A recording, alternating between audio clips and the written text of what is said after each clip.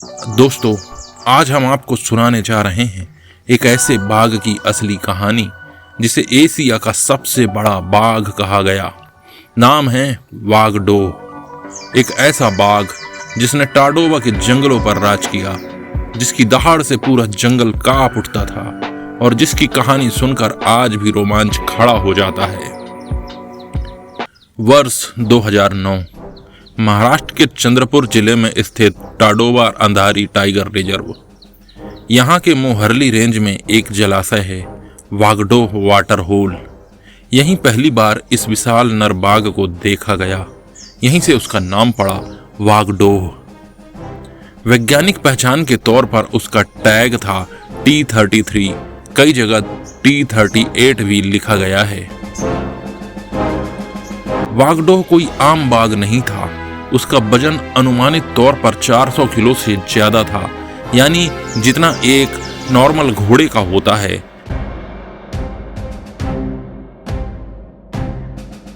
लंबाई और ताकत इतनी कि देखने वाला कहे यह तो बाघों का बादशाह है। उसके चेहरे पर कई गहरे घावों के निशान थे। कहा जाता है कि ये निशान दूसरे नर बाघों से लड़ाई में बने।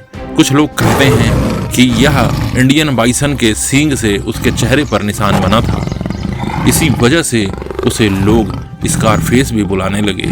आपको एक चीज और बता दें, वागडोह ही एक ऐसा बाघ था जो सबसे ज्यादा भारतीय गौर, जो दुनिया में सबसे बड़े मवेशी होते हैं, उन्हीं का शिकार किया करता था।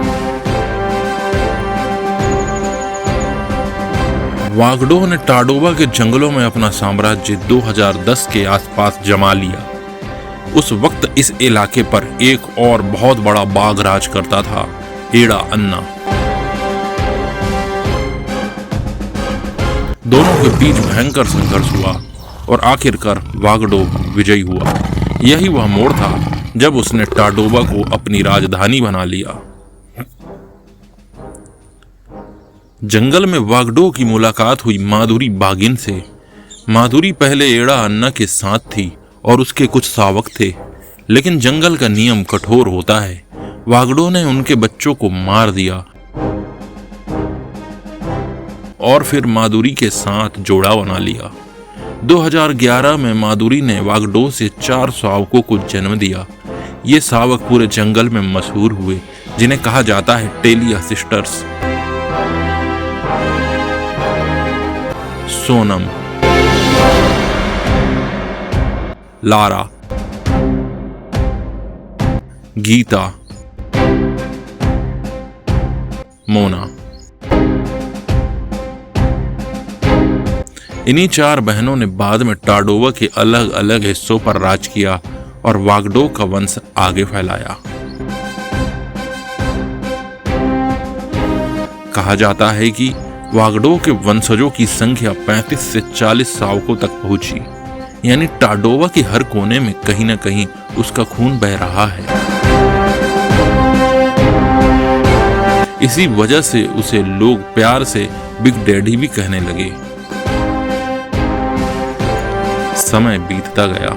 2015 तक जंगल में नए नए नौजवान बाघ आए। उन्होंने वागडोह और माधुरी को टाडोबा के मुख्य इलाके से निकाल दिया।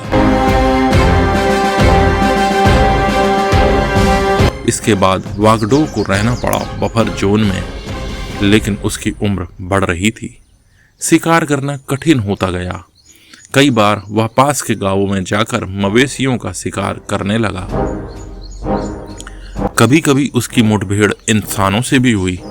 लोग उसे देखकर डर जाते थे क्योंकि उसकी काया किसी दानव जैसी लगती थी। वर्ष 2022। अब वागडोह की उम्र करीब 18 साल हो चुकी थी। जंगल में यह बहुत बड़ी उम्र मानी जाती है।